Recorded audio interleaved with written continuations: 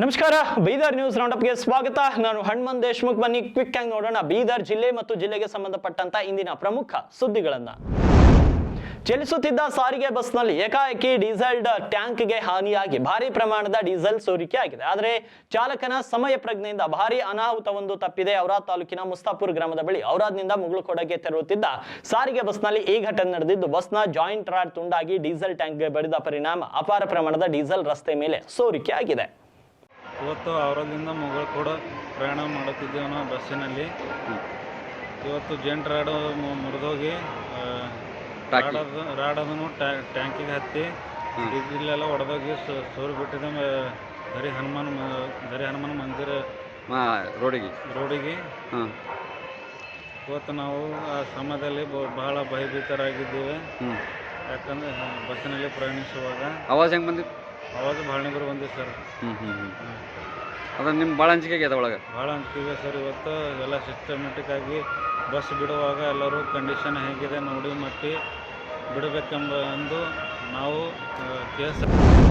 ಬೀದರ್ ಜಿಲ್ಲೆಯ ಹುಲಸೂರು ತಾಲೂಕಿನ ಬೇಲೂರು ಗ್ರಾಮದ ಸರ್ಕಾರಿ ಪ್ರೌಢಶಾಲೆಯ ವಿಜ್ಞಾನಿ ಶಿಕ್ಷಕಿಯೊಬ್ಬರು 8ನೇ, 9ನೇ ಹಾಗೂ 10ನೇ ತರಗತಿಯ ವಿದ್ಯಾರ್ಥಿಗಳಿಗೆ ಸರಿಯಾಗಿ ತರಗತಿಗಳನ್ನ ತೆಗೆದುಕೊಳ್ಳದೇ ಇರುವುದು ಹಾಗೂ ವಿದ್ಯಾರ್ಥಿಗಳಿಗೆ ಅವಾಚ್ಯ ಶಬ್ದಗಳ ಬಳಕೆ, ಅಸಭ್ಯ ವರ್ತನೆಯಿಂದ ಬೇಸತ್ತ ವಿದ್ಯಾರ್ಥಿಗಳು ಮತ್ತು ಅವರ ಪೋಷಕರು ಕೂಡಲೇ ಈ ಶಾಲೆಯ ವಿಜ್ಞಾನ ಶಿಕ್ಷಕಿಯಾದ ಸಂಗೀತರನ್ನ ವರ್ಗಾವಣೆ ಮಾಡುವಂತೆ ಆಗ್ರಹಿಸಿ ಪ್ರತಿಭಟನೆ ನಡೆಸಿದರು. ಆದರೆ ಇಲ್ಲಿಯ ತನಕ ಯಾವುದೇ ಕ್ರಮ ಜರುಗಿಲ್ಲ ಮತ್ತು ಮೊನ್ನೆ ಅಷ್ಟೇ 5/2/2026ರಂದು ಆಯೋಗದ ಅಧ್ಯಕ್ಷರು ಶಶಿಧರ್ ಕೋಸಂಬೆ ಸದರಿ ಶಾಲೆಗೆ ಭೇಟಿ ನೀಡಿ ಮಕ್ಕಳು ಹಾಗೂ ಪಾಲಕರೊಂದಿಗೆ ಸಮಾಲೋಚನೆ ನಡೆಸಿ ಅದೇ ದಿನ ಸಂಜೆ ಡಿಡಿಪಿಐ ಅವರಿಗೆ ಕೂಡಲೇ ಈ ಬಗ್ಗೆ ಕ್ರಮ ವಹಿಸುವಂತೆ ಹಾಗೂ ವರದಿಯನ್ನ ಆಯೋಗಕ್ಕೆ ಸಲ್ಲಿಸುವಂತೆ ಸೂಚಿಸುತ್ತಾರೆ. ಆದರೆ ಇದುವರೆಗೆ ಸದರಿ ಅಂಶಕ್ಕೆ ಸಂಬಂಧಿಸಿದಂತೆ ಯಾವುದೇ ವರದಿ ಸಲ್ಲಿಕೆ ಆಗದ ಹಿನ್ನೆಲೆ ಮಕ್ಕಳ ಹಕ್ಕುಗಳ ರಕ್ಷಣೆ ಆಯೋಗ ಕಾಯ್ದೆ 2005ರ ಅನ್ವಯ ಸಮನ್ಸ್ ಜಾರಿ ಮಾಡಲಾಗಿದೆ.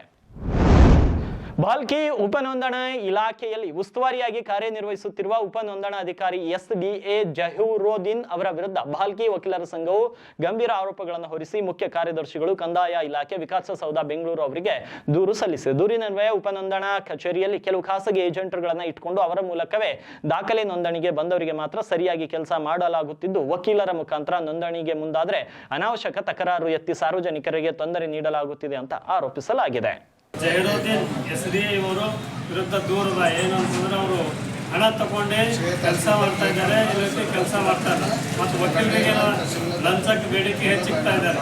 ಪಾಣಿ ಬೇಗ ಅಂತ ಏನಾದರೂ ಹುಡುಕ್ತಾರ ಅವರು ಹೆಸರು ಏನಾದ್ರೆ ಸ್ವಲ್ಪ ಎಲ್ಲ ಇದು ಕರೆಕ್ಷನ್ ಅಂತ ಎಷ್ಟು ರೊಕ್ಕ ಕೊಡ್ರಿ ನಾನು ಮಾಡ್ತೀನಿ, ಲಕ್ಷಗಟ್ಟಲೆ ದಿನ ಉಸುಲಿ ಮಾಡಿ ಲಂಚವನ್ನು ಕೇಳ್ತಾ ಇದ್ದಾರೆ, ಮನೆ ಹೋಗ್ತಾ ಇದ್ದಾರೆ. ಅದ್ರ ಸಲುವಾಗಿ ಅವ್ರ ವಿರುದ್ಧ ಏನಂದ್ರೆ ನಾವು ಮುಖ್ಯ ಕಾರ್ಯದರ್ಶಿಗಳು ಕರ್ನಾಟಕ ಸರ್ಕಾರ ಅವರು ಕೊಡ್ತಾ ಇದ್ದೀವಿ ಮತ್ತು ಕಂದಾಯ ಸಚಿವರಾದಂಥ ಗೌರವಾನ್ವಿತ ಶ್ರೀ ಕೃಷ್ಣ ಬೈರೇಗೌಡ.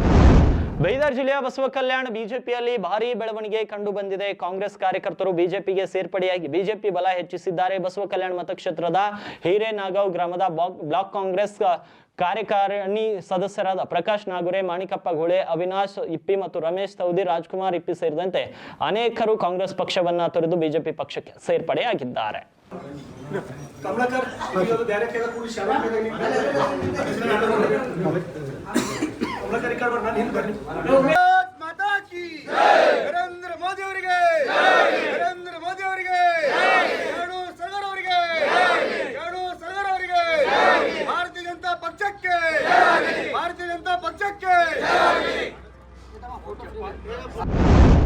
ಫೆಬ್ರವರಿ 4ರಿಂದ 8ರವರೆಗೆ ನವದೆಹಲಿಯ ಇಂದಿರಾ ಗಾಂಧಿ ಕ್ರೀಡಾಭವನದ KD ಜಾಧವ್ ಒಳಾಂಗಣ ಕ್ರೀಡಾಂಗಣದಲ್ಲಿ 5ನೇಯ ಇಂಡಿಯನ್ ಓಪನ್ ಅಂತಾರಾಷ್ಟ್ರೀಯ ಕಿಕ್ ಬಾಕ್ಸಿಂಗ್ ಕ್ರೀಡಾಕೂಟ ಜರುಗಿತು. ಈ ಕ್ರೀಡಾಕೂಟದಲ್ಲಿ ಬೀದರ್ ಜಿಲ್ಲೆಯ ನಿಶಿತ್ ಮತ್ತು ಮೊಹಮ್ಮದ್ ಫರ್ವೇಜ್ ಖಾನ್ ಎಂಬಿಬ್ಬರು ಕ್ರೀಡಾಪಟುಗಳು ಕ್ರಮವಾಗಿ ಬಂಗಾರ ಮತ್ತು ಬೆಳ್ಳಿ ಪದಕಗಳನ್ನು ಪಡೆಯುವ ಮೂಲಕ ಜಿಲ್ಲೆಗೆ ಕೀರ್ತಿಯನ್ನು ತಂದಿದ್ದಾರೆ. ಭಾರತದ ವಿವಿಧ ರಾಜ್ಯಗಳು ಸೇರಿದಂತೆ ಸುಮಾರು 10 ದೇಶಗಳ ಬಾಕ್ಸಿಂಗ್ ಕ್ರೀಡಾಪಟುಗಳು ಟೂರ್ನಿಯಲ್ಲಿ ಭಾಗವಹಿಸಿದ್ದು, ಅದರಲ್ಲಿ ಕರ್ನಾಟಕದಿಂದ ಒಟ್ಟು 16 ಜನ ಕ್ರೀಡಾಪಟುಗಳು ಭಾಗವಹಿಸಿದ್ರು. ಈ ಪೈಕಿ ಬೀದರ್ನ ಕ್ರೀಡಾಪಟುಗಳಾದ ನಿಶಿತ್ ಸಾವಳಗಿ ಮತ್ತು ಜೂನಿಯರ್ ವಿಭಾಗದಲ್ಲಿ ರಾಜಸ್ಥಾನ್ ವಿರುದ್ಧ ಗೆದ್ದು ಬಂಗಾರದ ಪದಕ ಪಡೆದಿದ್ರೆ, ಸೀನಿಯರ್ ವಿಭಾಗದಲ್ಲಿ ಹರಿಯಾಣ ವಿರುದ್ಧ ಮೊಹಮ್ಮದ್ ಫರ್ವೇಜ್ ಖಾನ್ ಬೆಳ್ಳಿ ಪದಕ ಪಡೆದುಕೊಂಡಿದ್ದಾರೆ. ಇನ್ನು ಬಂಗಾರ ಮತ್ತು ಬೆಳ್ಳಿ ಪದಕಗಳನ್ನು ಪಡೆದು ಜಿಲ್ಲೆಗೆ ಕೀರ್ತಿ ತಂದಿರುವ ಇಬ್ಬರು ಕ್ರೀಡಾಪಟುಗಳನ್ನ 100 ಶಿಕ್ಷಣ ಸಂಸ್ಥೆಯ ಸಿಬ್ಬಂದಿಗಳು ಸನ್ಮಾನಿಸಿ ಅಭಿನಂದಿಸಿದರು. ಪಾಪ್ನಾಶ್ ದೇವಸ್ಥಾನದ ಅಭಿವೃದ್ಧಿ ವಿಚಾರವಾಗಿ ಬೀದರ್ ಜಿಲ್ಲೆಯಲ್ಲಿ ರಾಜಕೀಯ ವಾಗ್ವಾದ ತೀವ್ರಗೊಂಡಿದೆ. ಜನವರಿ 7ರಂದು ನಡೆದ ಪಾಪ್ನಾಶ್ ದೇವಸ್ಥಾನದ ಜೀರ್ಣೋದ್ಧಾರ ವಿಚಾರದಲ್ಲಿ ಮಾಜಿ ಕೇಂದ್ರ ಸಚಿವ ಭಗವಂತ್ ಖೂಬಾ ಮತ್ತು ರಾಜ್ಯ ಸಚಿವ ಈಶ್ವರ್ ಖಂಡ್ರೆ ನಡುವಿನ ಟಾಕ್ ವಾರ್ ಇದೀಗ ಹೊಸ ತಿರುವು ಪಡೆದಿದೆ. ಈಶ್ವರ್ ಖಂಡ್ರೆ ಕುರಿತು ಅವಾಚ್ಯ ಪದ ಬಳಸಿ ನಿಂದಿಸಿದ ಆರೋಪದ ಮೇಲೆ ಮಾಜಿ ಕೇಂದ್ರ ಸಚಿವ ಭಗವಂತ್ ಖೂಬಾ ವಿರುದ್ಧ ಕಾಂಗ್ರೆಸ್ ಕಾರ್ಯಕರ್ತನೋರ್ವ ತೀವ್ರ ಆಕ್ರೋಶ ವ್ಯಕ್ತಪಡಿಸಿದ್ದಾರೆ.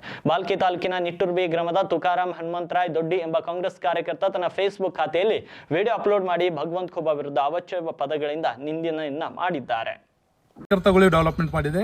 ಈಶ್ವರ್ ಖಂಡ್ರೆ ಮಕ್ಕಳಿಗೆ ನೋಡಿನಂಗೆ, ಸಣ್ಣ ಮಕ್ಕಳಿಗೆ ನೋಡಿನಂಗೆ ಕಾರ್ಯಕರ್ತಗಳಿಗೆ ನೋಡ್ಕೊತ ಬಂದಾರ. ಅವರು ಕಾರ್ಯಕರ್ತಗಳಿಗೆ ಬೆಳೆಸ್ಯಾರ, ಗ್ರಾಮಗಳು ಡೆವಲಪ್ ಮಾಡ್ಯಾರ, ಜಿಲ್ಲಾ ಡೆವಲಪ್ ಮಾಡ್ಯಾರ, ತಾಲೂಕಾ ಡೆವಲಪ್ ಮಾಡ್ಯಾರ. ಮಗನೇ ನಿಂದೇನು ತಾಕತ್ತದ, ನಿನ್ನ ಬಲ್ ಓಡ್ ತಾಕತ್ತಿದ್ರು ಬಂದು ಎಲ್ಲಿ ಎಲೆಕ್ಷನ್ ಅಂತ ಹೇಳು. ನೀವೊಂದು ಪಂಚಾಯತ್ ಎಲೆಕ್ಷನ್ ಗೆದ್ದೀನಿ ಇಂಡಿವಿಜುವಲ್ ಬಂದು. ಮಗನೇ ನೀ ಅದಕ್ಕೆ ಯೋಗ್ಯತೆ ಇಲ್ಲ. ನೀನು MP ಎಲೆಕ್ಷನ್ಗೆ ಮೋದಿ ಹೆಸರು ಮೇಲೆ ಗೆದ್ದು ನಾಟಕ ಮಾಡತ್ತಿದಿ. ಬಾ, ನಿನ್ನ ಬಲ್ ದಮ್ ಇದ್ರು ಬಾ ಮಗನೇ. ಈಗ ನೀನು ನಾ ಮಾತಾಡ್ತಾ ನಾನು ಸಣ್ಣ ಬಾ. ನೀನು ಇನ್ನೊಮ್ಮೆ ನೀನು ಈಶ್ವರ್ ಖಂಡ್ರೆಗೆ ಅದು ಇದು ಮಾಡಿದ್ರೆ ನಿನ್ನ ಕೈಕಾಲು ಕಡ್ದೆ ನಿನ್ನ ಕೊಳ್ಳಾಗ ಸಿಕ್ಕಾಗ್ತಾ ನೆನ್ಪಿಟ್ಕೋ. ಭಗವಂತ ಖೂಬಾ ಕಳ್ಳನ ಮಗನೇ, ಮುಂದೆ ಮಾತಾಡತ್ರಿ ಎಚ್ಚರಿಕೆಲಿ ಮಾತಾಡೋದು. ಇದೇ ಸಂಸ್ಕಾರ ಕೊಟ್ರು ನಿಮ್ಮ ಅವ್ವಪ್ಪ. ಓದಿದೆಲ್ಲೋ ಅನ್ಎಜುಕೇಟೆಡ್ ರಾಸ್ಕಲ್. ಇನ್ನೊಮ್ಮೆ ನೀ ಆ ಥರ ಮಾತಾಡೋದನ್ನ ನೋಡಿ. ಬೈದರ್ನ ನಾರಂಜ ಸಹಕಾರಿ ಸಕ್ಕರೆ ಕಾರ್ಖಾನೆ ಅಧ್ಯಕ್ಷ ಸೂರ್ಯಕಾಂತ್ ನಗ್ಮಾರ್ಪಳ್ಳಿ ಅವರು ಸಹಕಾರಿ ಸಕ್ಕರೆ ಕಾರ್ಖಾನೆ ಸ್ಥಿತಿಗತಿ ಹಾಗೂ ವಿಶೇಷ ನೆರವಿನ ಪ್ಯಾಕೇಜ್ ಘೋಷಿಸುವಂತೆ ಮಾಜಿ ಪ್ರಧಾನಿ ದೇವೇಗೌಡರಿಗೆ ಮನವಿಯನ್ನು ಸಲ್ಲಿಸಿದ್ದಾರೆ. ನಗ್ಮಾರ್ಪಳ್ಳಿ ಅವರು ಸಲ್ಲಿಸಿದ ಮನವಿಯ ಹಿನ್ನೆಲೆ ಮಾಜಿ ಪ್ರಧಾನಿ ದೇವೇಗೌಡ ಅವರು ತೀವ್ರ ಸ್ವರೂಪದ ಆರ್ಥಿಕ ಸಂಕಷ್ಟದಲ್ಲಿ ಸಿಲುಕಿರುವ ಜಿಲ್ಲೆಯ ನಾರಂಜ ಸಹಕಾರಿ ಸಕ್ಕರೆ ಕಾರ್ಖಾನೆ ಸೇರಿ ಕರ್ನಾಟಕದಲ್ಲಿರುವ ಸಹಕಾರಿ ಸಕ್ಕರೆ ಕಾರ್ಖಾನೆಗಳ ಪುನಶ್ಚೇತನಕ್ಕೆ ವಿಶೇಷ ಪ್ಯಾಕೇಜ್ ಘೋಷಿಸುವಂತೆ ಪ್ರಧಾನಿ ನರೇಂದ್ರ ಮೋದಿ ಮತ್ತು ಸಹಕಾರ ಸಚಿವ ಅಮಿತ್ ಶಾ ಅವರಿಗೆ ಪತ್ರ ಬರೆದು ಒತ್ತಾಯಿಸಿದ್ದಾರೆ.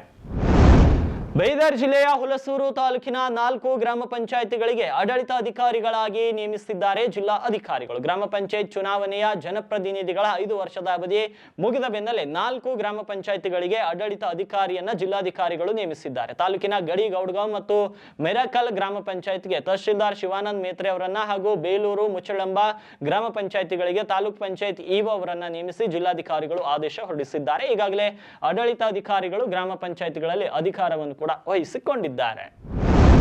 ವಾರ್ತಾ ಮತ್ತು ಸಾರ್ವಜನಿಕ ಸಂಪರ್ಕ ಇಲಾಖೆ ಮಾಧ್ಯಮ ಪಟ್ಟಿಯಲ್ಲಿರುವಂತಹ ಮಾಧ್ಯಮ ಸಂಸ್ಥೆಗಳಲ್ಲಿ ಕಾರ್ಯನಿರ್ವಹಿಸುತ್ತಿರುವ ತಾಲೂಕು ಮಟ್ಟದ ಪತ್ರಕರ್ತರು ತಮ್ಮ ವೃತ್ತಿ ನಿರತ ಚಟುವಟಿಕೆಗಳ ಸಂಬಂಧ ತಮ್ಮ ಜಿಲ್ಲೆಯಾದ್ಯಂತ ಉಚಿತವಾಗಿ ಸಂಚರಿಸಲು ಅನುಕೂಲವಾಗುವಂತೆ ಉಚಿತ ಬಸ್ ಪಾಸ್ ನೀಡಲು ಅರ್ಜಿಗಳನ್ನು ಆಹ್ವಾನಿಸಲಾಗಿದೆ. ಪತ್ರಕರ್ತರು ತಾವು ಕಾರ್ಯನಿರ್ವಹಿಸುತ್ತಿರುವ ಮಾಧ್ಯಮ ಸಂಸ್ಥೆಗಳಿಂದ ಸೇವಾ ಪ್ರಮಾಣ ಪತ್ರ, ಶಿಫಾರಸು ಪತ್ರ ಹಾಗೂ 11 ತಿಂಗಳುಗಳ ವೇತನ ಪತ್ರ, ಸಂಭಾವನೆ, ಲೈನೇಜ್ ಅಥವಾ ಕಮಿಷನ್ ಪಡೆದಿರುವ ದಾಖಲೆಗಳನ್ನ ಅಥವಾ ವೇತನ ಜಮಾ ಆಗಿರುವ ಮಾಹಿತಿ ಇರುವಂತಹ ಬ್ಯಾಂಕ್ ಸ್ಟೇಟ್ಮೆಂಟ್ ಲಗಾತಿಸಿ ಸೇವಾ ಸಿಂಧು ಪೋರ್ಟಲ್ ಮೂಲಕ ಆನ್ಲೈನ್ ನಲ್ಲಿ ಅರ್ಜಿಗಳನ್ನು ಸಲ್ಲಿಸಬಹುದು.